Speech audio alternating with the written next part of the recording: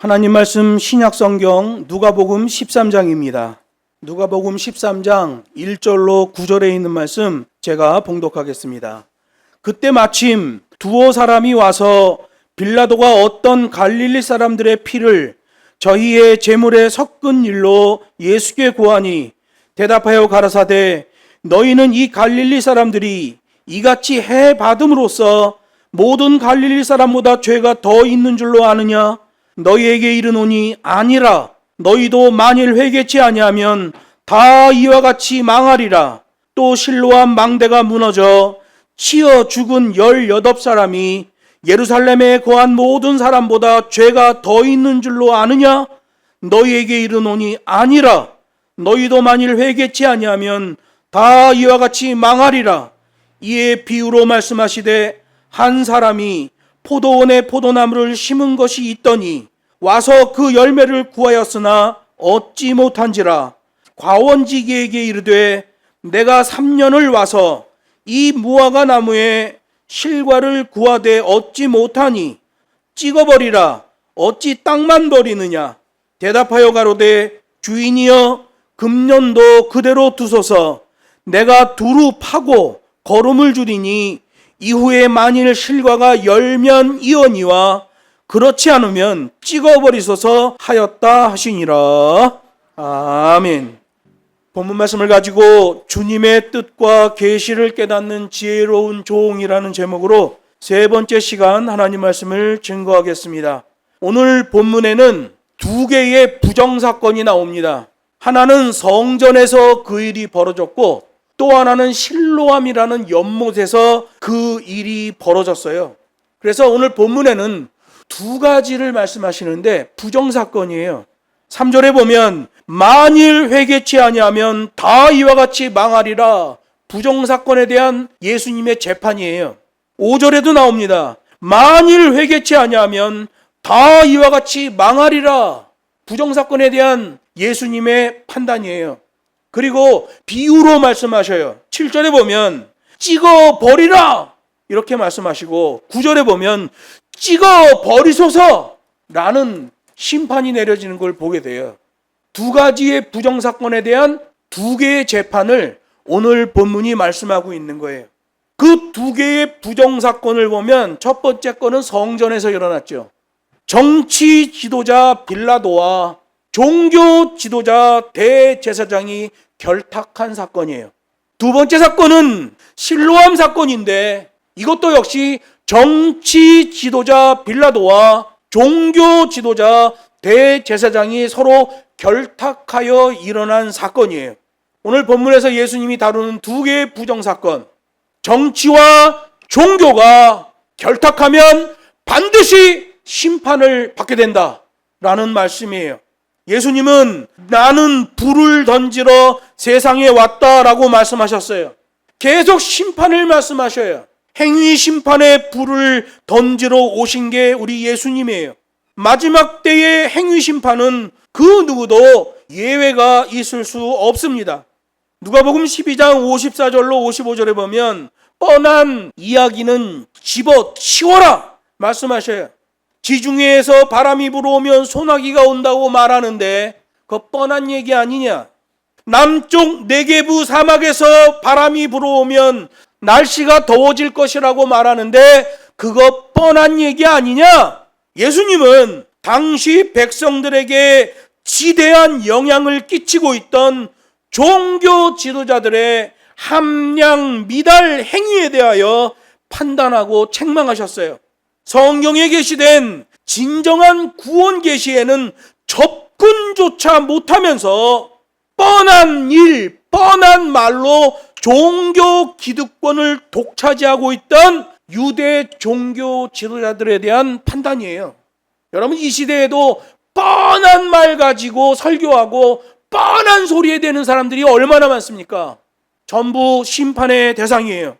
그래서 누가복음 12장 56절에는 분별력이 없는 종교 지도자들에 대한 책망이 나옵니다.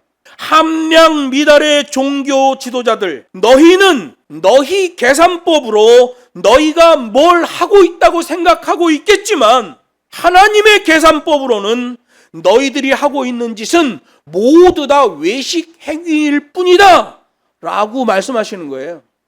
이 시대에도 그런 일 많습니다.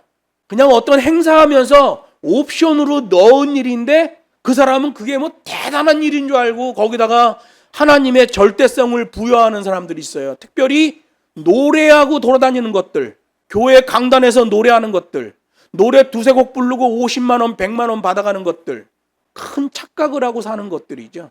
그런 사람들 싹 쓸어내지 않으면 교회가 이벤트로부터 나와지질 못합니다. 여러분, 우리나라는 어디 놀러 가고 소풍 가면 하다못해 초등학생들이 소풍 가도 선생님이 야 누구누구야 너 앞에 나서 노래 한 곡 해볼래? 어디 친목단체에서 어디 놀러 가면 김씨 노래 한번 해봐. 이런 민족이에요. 교회에서도 그런 문화가 노래 한번 해봐. 그런 것들이 돈벌이를 하고 돌아다니고 있습니다. 전부 외식행위들이죠. 저는 한국복음성가협회에서 총무로 일했잖아요. 한국복음성가협회에 소속된 복음성 가수들이 어떤 사람들인지를 너무나 잘 아는 사람이에요. 그것들은 예수 믿는 사람들이 아닙니다. 예수님이 함량 미달 종교 지도자들을 책망하시는데 계시의 실종을 말하고 있어요. 장로의 유전 때문에 진정한 하나님의 계명 자체가 선포되지 못하고 있었다. 계시의 실종이죠. 예수님이 계시의 결여를 말하고 있어요. 진정한 율법에서만 나와지는 하나님에 대한 진정성이 발견되지가 않는 거예요. 계시가 결여되어 있는 거죠. 자기 생각, 자기 경험, 자기 지식의 감성주의는 가장 위험한 거예요. 느낌으로 신앙생활하는 것, 이거 가장 위험한 겁니다. 인간의 최대 취약점이 바로 감성주의예요. 그래서 누가복음 12장 57절 보면 스스로 판단치 않던 유대 백성들도 책망을 당합니다. 악한 종교 행태, 그런 악한 종교 지도자들 영향권 아래에 있던 모든 자들은 다 책망을 받는다는 사실을 본문이 말씀하고 있어요. 그래서 예수님이 말씀하시잖아요. 이제부터라도 좀 올바른 판단을 해 옳은 것이 무엇인지를 알라 라고 촉구하고 계시는 거예요. 모든 이들이 옳은 판단을 해야 하는 것에 대하여 방법적 기준도 제시하셔요. 스스로. 이게 무슨 말이에요? 하나님 말씀에 스스로 접근하여 그 말씀이 정말 그러한가 살펴보라는 거예요. 앵무새처럼 떠들어대는 종교 지도자들의 뻔한 말에 속지 말고 네 스스로가 하나님 말씀에 직접 접근하고 하나님의 계명에 아가페에 한동작 해보라는 거예요. 그러면 진짜 하나님의 뜻과 하나님의 계시가 뭔지를 알게 된다는 거예요. 옳은 것을 분별하라. 스스로. 당시 유대인들은 뭘 판단할 때에 이미 오염되고 삐뚤어져 있는 바리새인과 서기관들을 의존해서 판단했단 말이에요. 그러니 그런 악한 종교 지도자들, 뻔한 말만 해대는 것들 밑에 있는 백성들, 그 종교 지도자들의 판단과 가르침을 따라 사는 사람들은 전부 책망당하는 거예요. 종말 심판에서 얘기하자면 전부 지옥 가는 거예요. 그런 자의적 판단 때문에 그 문제에 대하여 모든 책임을 자기가 다 져야 돼요. 이게 행위 심판이죠. 자발적 행위에 대한 심판이에요. 왜? 스스로 그렇게 했단 말이에요.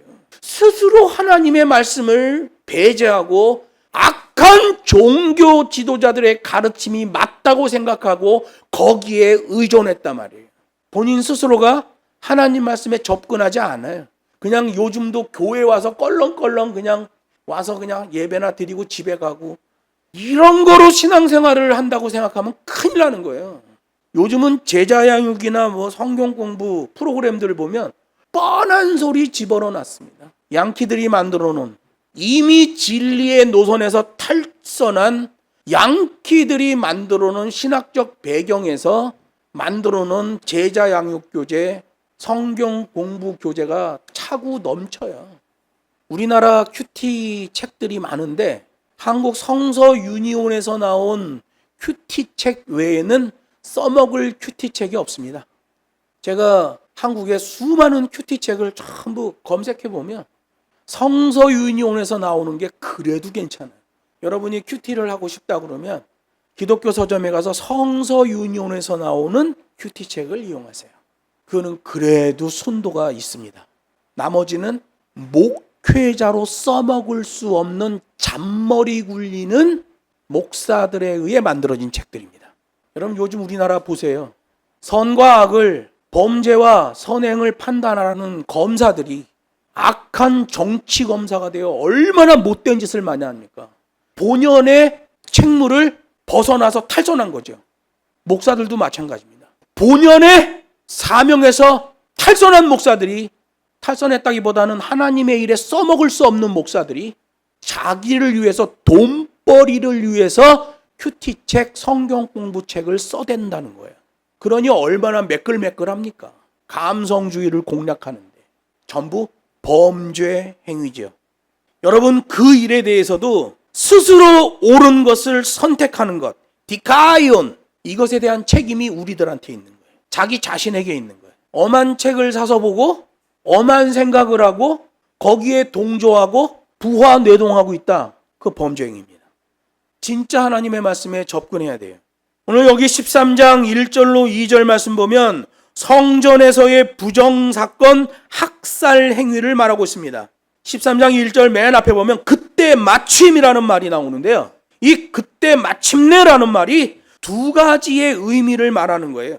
그 앞에 있는 누가복음 12장에서 심판과 종말에 대해서 말씀하셨잖아요. 그것과 연결된 이야기라는 의미예요.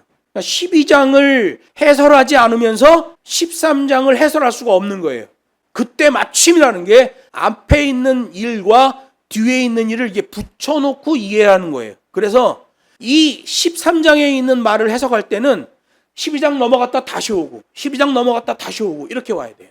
그렇게 생각하지 않으면 완전히 추상화돼 버리는 본문이 돼 버립니다.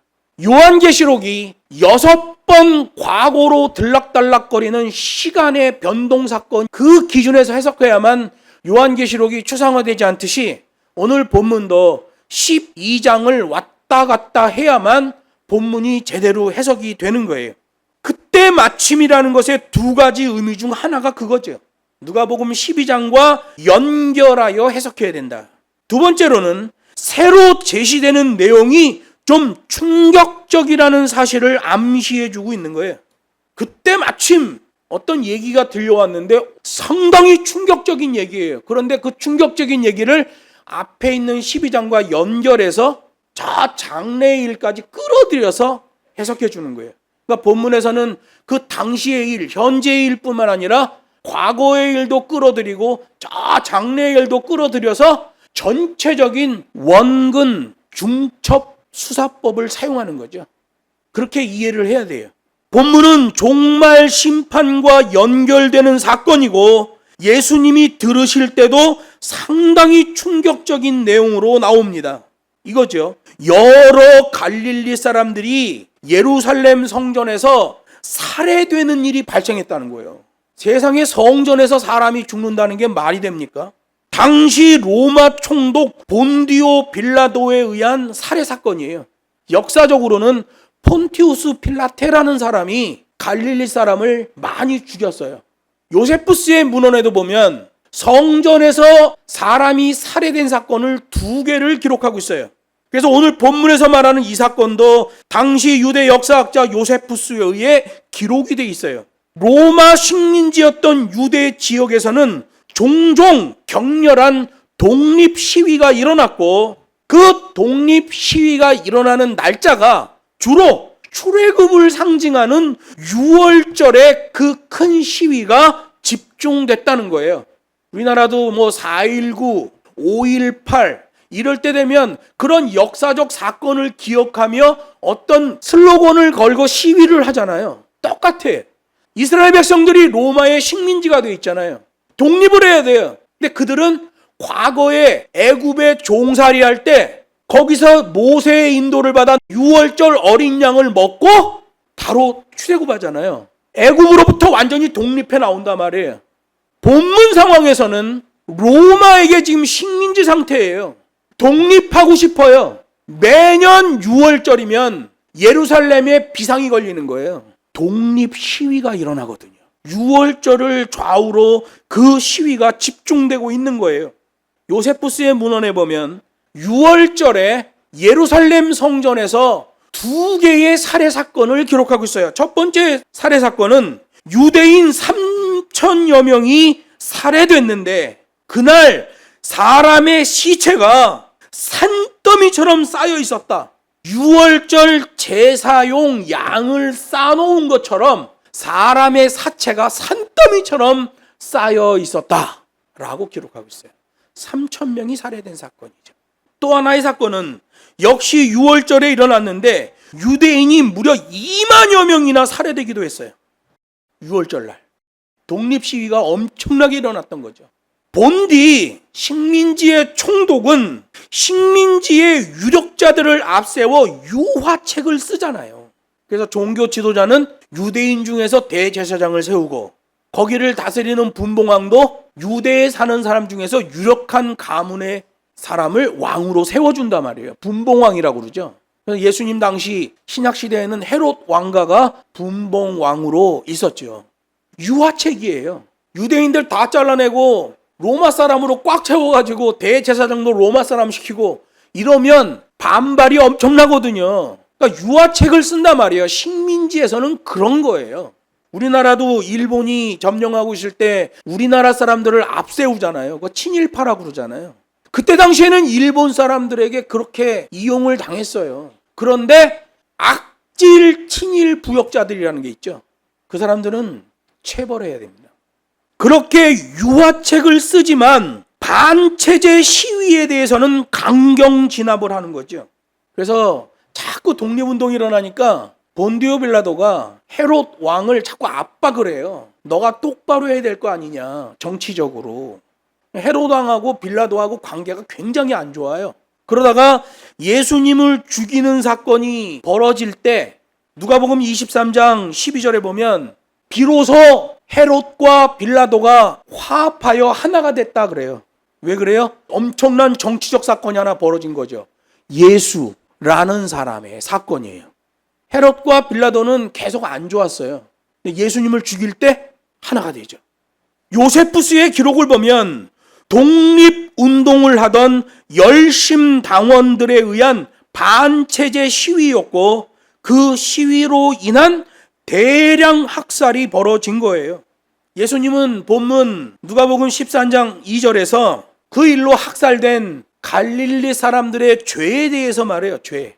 왜냐하면 그때 당시는 식민지 사회라 재판을 할 거 아니에요. 사건이 벌어졌으니까. 이게 무슨 사건이냐? 반체제 사건이다. 지금 로마 식민지 상태고 총독이 있고 분봉왕과 대제사장이 전부 로마에 줄을 대고 있는 사람이니까 독립시위를 일으킨 사람은 죄인이죠. 그 민족적으로 볼 땐 죄가 아니에요. 당연히 독립을 해야 돼요. 그런데 그 시대 상황으로 보면 그걸 죄라고 몰아붙인단 말이에요. 우리나라 그런 게 많았잖아요. 우리나라도 5.18 광주 그 사태가 벌어졌을 때 전부 죄인이 됐잖아요. 사람들이. 근데 수년 동안 법적인 투쟁을 하고 그것이 폭동이 아니라는 사실을 밝혀냈잖아요. 그 사람들의 죄가 다 없어졌잖아요. 근데 그 당시에는 엄청난 죄였죠. 심지어 어떤 사람들은 북한에서 간첩이 몇백 명이 내려와서 광주 사람들을 선동해가지고 그 일을 일으켰다. 이렇게 말하는 사람도 있어요. 말도 안 되는 소리죠. 오늘 본문도 똑같은 얘기예요. 6월절날 독립시위를 하는데 사람들이 손가락질하는 거예요. 저 죄인들, 저 갈릴리 죄인들, 그러니까 죽었지. 이렇게 손가락질을 하고 있는 거예요. 예수님이 그렇게 학살된 갈릴리 사람들의 죄에 대해서 언급하지만 그 죄는 죄가 아니다 라고 말씀하셔요.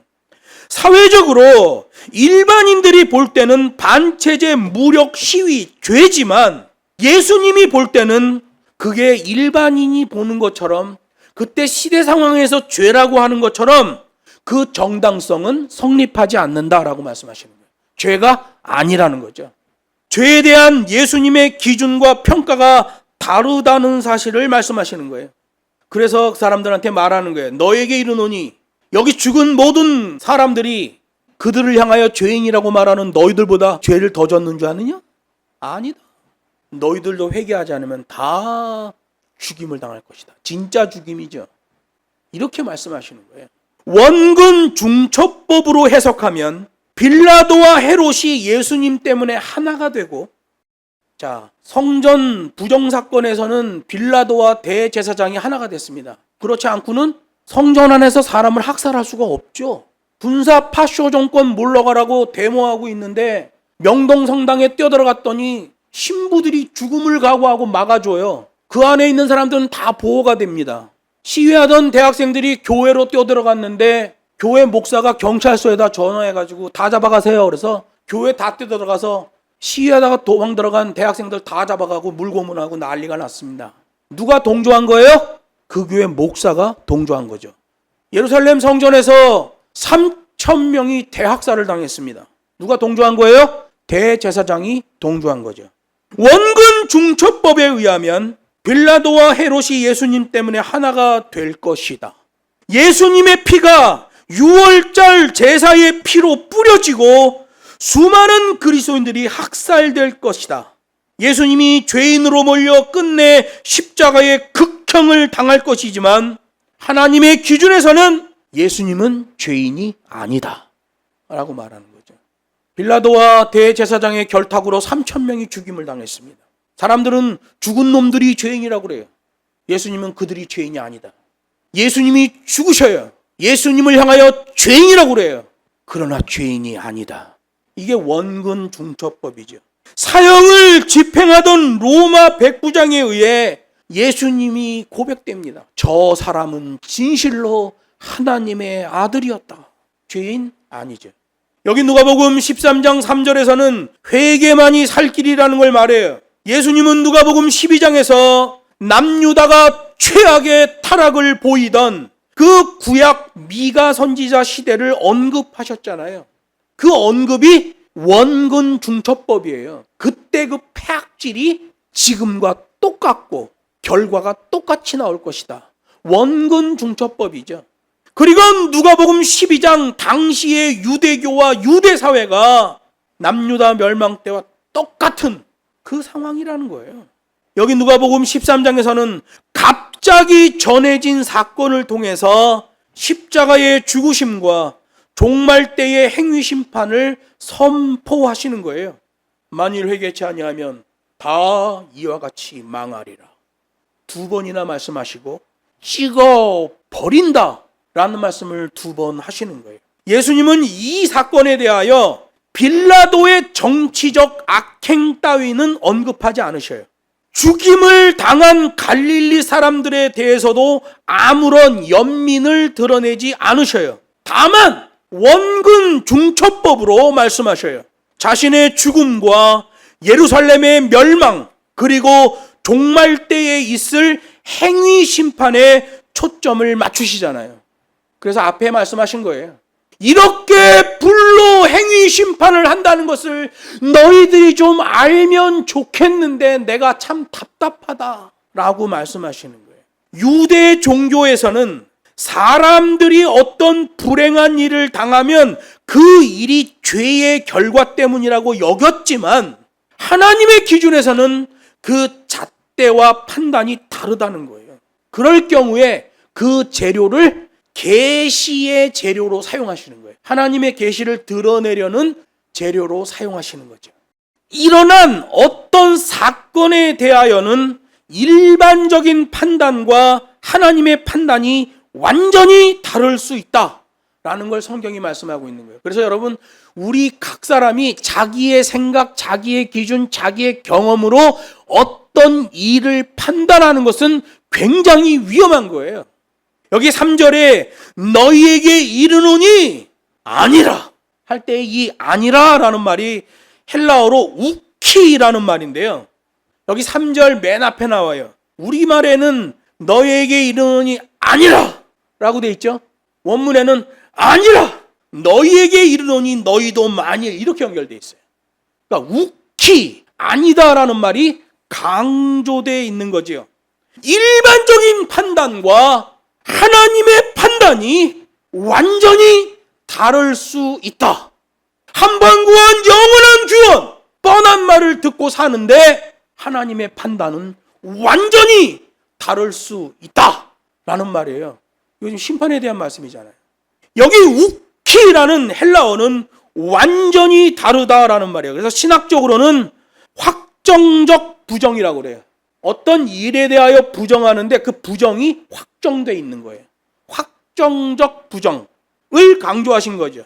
장차 본디오 빌라도에 의해서 예수님께서 십자가의 죽임을 당하실 텐데 유대인들이 생각하는 것처럼 저자는 자기의 죄 때문에 십자가에 달린 거야 라고 하는 판단은 완전히 틀린 판단이 될 것이다 라는 원근 중첩법의 외침, 강조인 거예요.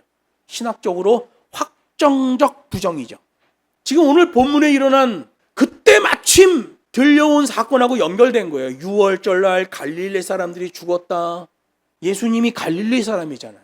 예수님이 예루살렘에 딱 나타나니까 삐까번쩍한 종교 지도자들, 사회 지도층에서 무슨 얘기했어요? 야, 뭐 갈릴리에서 뭐 선한 게 나오겠냐? 갈릴리에서 뭐 특출난 게 나오겠냐? 그것들 그냥 고기나 잡아먹고 그냥 농사나 짓고 사는 것들이 뭐 무슨 지도계층이 나오겠냐?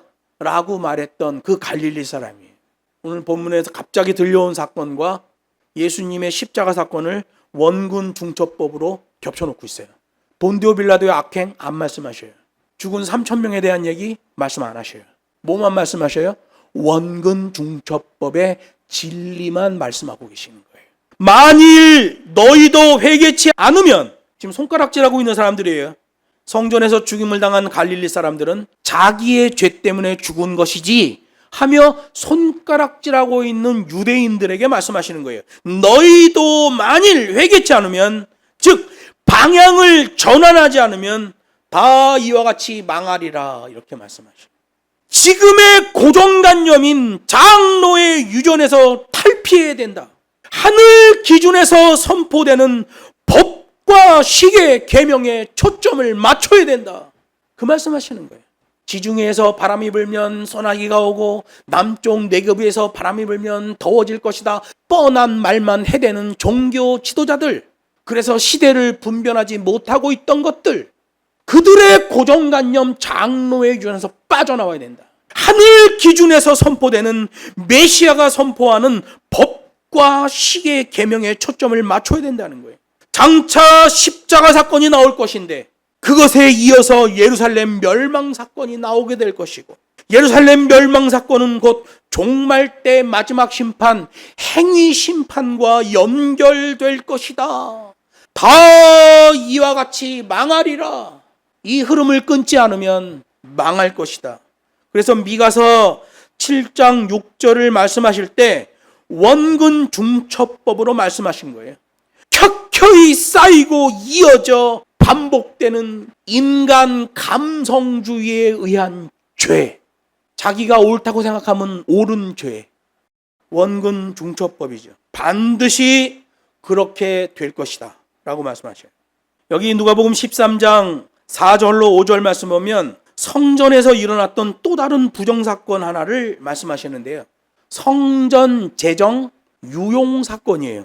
여기 4절에서 나오는 사건은 예루살렘에 공급되는 식수를 개선하기 위해서 실로암 우물, 그 수로 공사를 했던 거죠. 실로암 우물에 대한 이야기는 히스기야 시대로 올라갑니다. 열왕기하 20장, 역대하 32장에 나오는 얘기예요.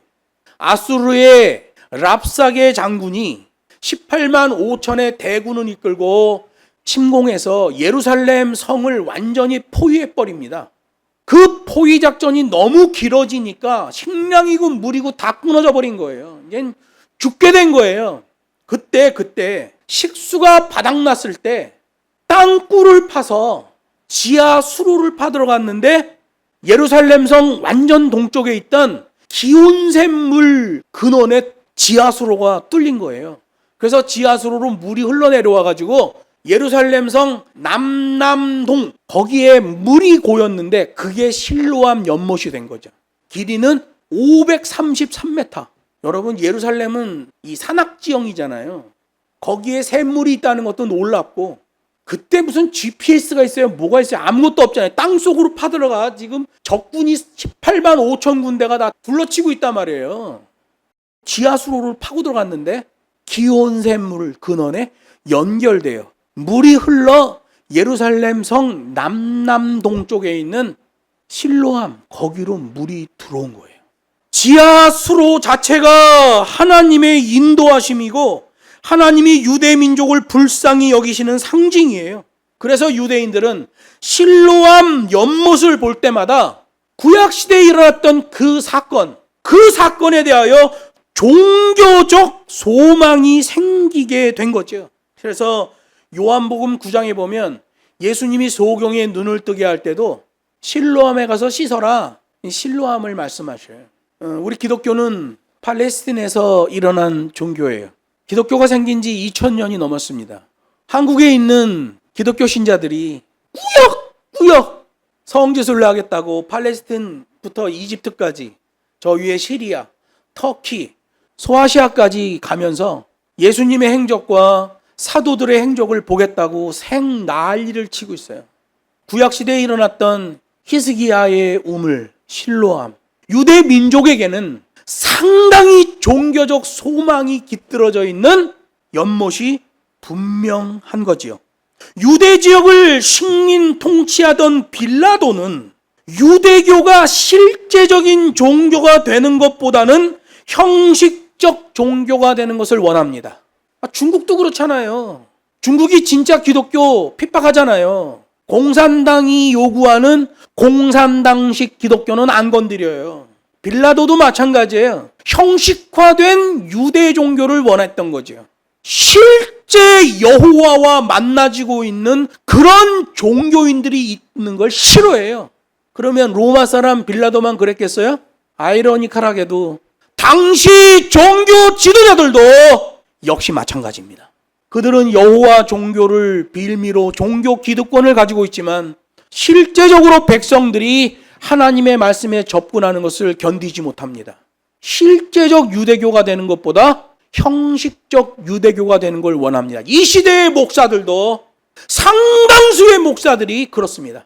그래서 본인도 공부 안 하고 공부 안 하니까 제대로 못 가르쳐 주는 거죠. 악한 지도자 밑에 있는 것들은 전부 지옥입니다. 성경이 말씀하시는 거예요. 예수님의 재판입니다. 그리고 말씀하시는 거예요. 스스로 옳은 것에 접근하라. 그렇게 식민 통치를 하던 빌라도가 형식적 종교가 되기를 원했고 대제사장들도 마찬가지 생각을 하고 있는 가운데 유대교 대제사장을 유대 총독이 직접 임명하고 유대 분봉왕은 총독의 추천으로 로마 황제가 임명하도록 조치를 했던 거예요. 그러나 유대인들이 실로암 연못에 대하여 신앙심을 가지고 민족 해방의 소망을 키워나가자 빌라도는 상수도 개량 사업을 명분 삼아 실로암 우물 회파를 시도한 거죠. 그 일을 위해 만들었던 작업용 비계 망대가 무너져 18명이 사망하는 일이 발생한 거예요. 여러분, 이게 바로 이 시대에도 자행되고 있는 죄악성 프로파간다 정책이죠. 자기가 정치적으로 문제가 좀 있으니까 쓸데없는 일을 벌이는 거예요. 그리고 수많은 범법자들이 만들어지는 거예요. 이 실로암 비계망대 사건, 이 사건에 대하여 요세푸스가 기록하고 있는데 이 상수도 개선공사의 공사비가 성전에 헌금됐던 돈이 사용됐다는 거예요. 빌라도와 대제사장이 결탁해 성전에 헌금된 돈을 빼내고 유용한 사건이 된 거예요. 그냥 종교심을 없애기 위해서 실로암 연못을 회파하는 이런 개념이 아니라, 야, 이거 우물 유대인들이 먹는 거 아니냐? 유대인을 위한 사업이니까 성전에서 돈 좀 내. 로마 총독 폰티우스 필라테 정치적 프로파간다를 쓰는 거죠. 자기 주머니에서 나가는 돈 아니니까 막 펑펑 써대는 거죠.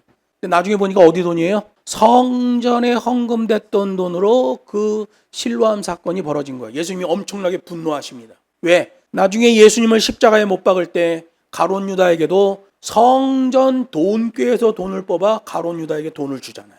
이게 원근 중첩 수사법이라고 하는 거예요. 그래서 예수님이 마침 그때 들려온 성전에서 살해된 사건을 말씀하시면서 실로암 연못 회파 사건에 대한 재정에 대해서도 말씀하시는 거예요.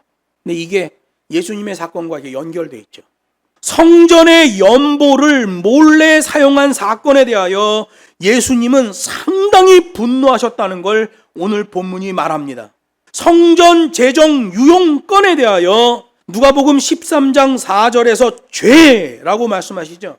누가복음 13장 2절, 이 앞에 있는 2절에도 보면 죄라고 말씀하시잖아요. 이 앞에 있는 죄는 인과응보를 당하는 것처럼 보이는 것에 대한 죄예요. 성전에서 갈릴리 사람들이 3,000명이 죽었어요. 많은 사람들이 그들에게 손가락질하며 저놈들은 자기가 죄 지은 것 때문에 죽은 거야 라고 말했어요. 인과응보를 당하는 것이다 라는 의미의 죄예요. 그래서 13장 2절에 죄라고 번역된 단어는 하마로톨로이라는 말이에요. 죄예요. 여기 4절에 나오는 죄라는 말은 오페일레타이라는 말이에요. 빚진 것에 대한 죄예요. 빚을 졌는데 아직 갚지 않은 상태라는 거예요. 그래서 죄예요. 성전의 돈, 하나님의 돈을 건드린 것에 대하여 이미 누가복음 12장 59절에서 말씀하셨잖아요. 이제 왔다 갔다 합니다. 12장까지 왔다 갔다 해야 돼요. 12장 59절에 보면 반드시 원위치 시켜야 되는 것을 말씀하셔요. 마지막 렙돈까지도 다 갚아야 한다. 한 홀이 렙돈은 2렙돈씩 사용해야 되는데 한 렙돈이 남아있다. 돈으로서 가치가 없지만 그것마저도 내어서 내가 갚겠습니다 라는 그 방향성의 속죄를 보여야 된다는 거예요. 여기 13장에서 또 말씀하시는 거예요. 성전 재정 유용 사건 반드시 갚아야 한다. 행위에 대하여는 매우 엄격한 심판이 있을 것이고 그 방향성에 대한 엄정성을 말씀하시는 거예요. 이걸 합쳐서 얘기하면 자세의 믿음이라는 거예요. 본문의 심판 계명으로 볼 때 대제사장들은 불법으로 유용한 성전 재정을 모두 변상해야 한다. 예수님의 판단이에요. 실로암 망대, 유대인이 먹을 물, 여러 이유를 댔지만 거기에 성전 재정을 몰래 빼내 유용한 것 대제사장들이 다 갚아야 된다 라고 말씀하시는 거고요. 실로암 망대에서 일하면서 노임을 받았던 사람들, 공사가 시작됐잖아요. 비계도 세우고 사람도 올라가고 짐도 나르고 땅도 파고 할 거 아니에요. 노임이 매일매일 지급될 거 아니에요. 그 노임을 받은 사람들도 그 모든 돈을 토해내야 된다 라고 판결하시는 거예요. 유용한 건 대제사장이죠. 돈이 흘러 일꾼들한테도 지급이 됐어요. 그 지급을 받은 사람도 다 토해내야 된다. 어떻게? 마지막 렙돈까지도 털어내며 전부 토해내야 된다 라고 말씀하시는 거예요. 본문에는 2개의 죄가 나옵니다. 하나는 사회적으로 사람들한테 손가락질 당하며 인과응보의 죄라고 말하는 것. 근데 예수님은 그 죄라고 얘기하지 않아요. 빌라도의 악행도 말하지 않아요. 대제사장에 대해서 얘기하지 않아요. 성전 재정 유용 사건, 겉으로 드러나는 것은 실로암 연못 상수원 개량 사업, 그것에 대해서 말씀하셔요. 그래서 오늘 본문 1절과 2절은 예루살렘 성전에서 대량의 사람들이 죽게 된 사건, 본디오 빌라도와 대제사장의 결탁이에요. 시위를 성전 안에서 진압하게 허용한 거예요. 3절, 4절, 실로암 연못에서 많은 사람이 죽게 된 사건, 역시 본디오 빌라도와 대제사장의 결탁이에요. 재정 유용 사건. 원근 중첩 예언 수사법으로 볼 때 철저하게 회개하고 방향을 돌이켜야만 한다. 법과 식의 말씀을 기준 삼고 그것으로 흐름을 가지고 체질화까지 시켜야 된다. 그렇지 않고서는 순간순간 네 감성주의에 의해 움직일 뿐이다. 다 지옥 갈 것이다. 하마르톨로이의 죄든 오페일레타이의 죄든 이 두 죄의 결과는 모두 다 이와 같이 망하리라, 지옥행이다 라고 말하는 거예요. 우리나라에서 돈 제일 많이 빼돌린 목사가 2천억을 빼돌린 목사가 있습니다. 여의도 순복음교회 조영규 목사. 950억은 법으로 밝혀졌고요. 1,000억 이상은 밝혀냈는데 수원에 있는 어느 힘 있는 목사가 검사와 판사 이쪽을 다 막아버려가지고 그 정도만 나왔습니다. 우리나라의 김준홍 목사 뉴라이트 한다며 정치 목사 하면서 400억을 거둬들였습니다. 연길에 있는 두레마을. 최근에 은퇴한 H 목사 김준홍 목사가 했던 그 짓을 그대로 따라해서 150억을 챙겼습니다. 서울 서빙고에 있는 어느 대형 교회 선인장 사업한다고 중국에 농장 만들고 어마어마한 돈을 빼돌렸습니다. 한마음회라는 사회복지대단을 하고 있는 K 목사, 사회복지 후원금을 빼돌려 사과박스에 돈을 넣어서 북경으로 들어 날렸고 북경에서 온갖 폐악질을 했습니다. 교회 돈 유용 사건. 그런데 놀랍게 이 시대 수많은 신학도들이 그런 유용 사건이 일어날 수 있는 교회를 선호합니다. 말씀을 맺습니다. 항상 주의 매뉴얼에 예민하게 반응하고 주의 뜻과 계시를 깨달아 그 매뉴얼대로 자세를 잡아야 돼요. 하나님께서 계시하신 계명에 초점을 맞추어야 추상적인 신앙에 빠지지 않을 수 있어요. 주께서 명하신 계명을 기억하고 반듯한 자세를 잡고 준비하는 우리 모두가 되기를 주 예수의 이름으로 축복합니다.